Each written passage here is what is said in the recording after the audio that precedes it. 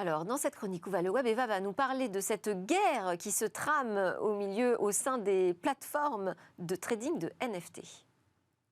Le combat continue entre les plateformes de trading de NFT. Une chose est sûre, la place de marché OpenSea vient de perdre une sacrée bataille.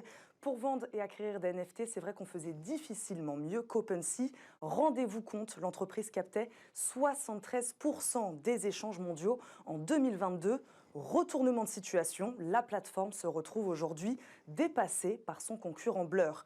Blur qui a fait état de 698 millions de dollars échangés en 30 jours entre fin janvier et début février.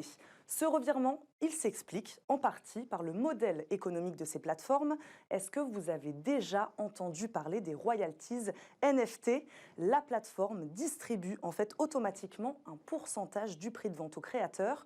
Quand? Eh bien, à chaque fois que son NFT est vendu sur une place de marché.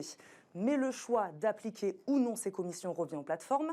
C'est là où ça se complique. OpenSea choisissait, lui, de les faire payer. Blur en a décidé autrement et a rendu ses frais optionnels. Et de ne pas avoir à les payer, eh bien cela a évidemment attiré massivement les investisseurs.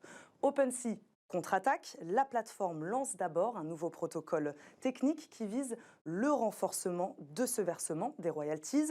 Finalement, elle finit par réduire ses frais de trading, mais de son côté, Blur riposte et crée un protocole qui facilite l'échange de NFT.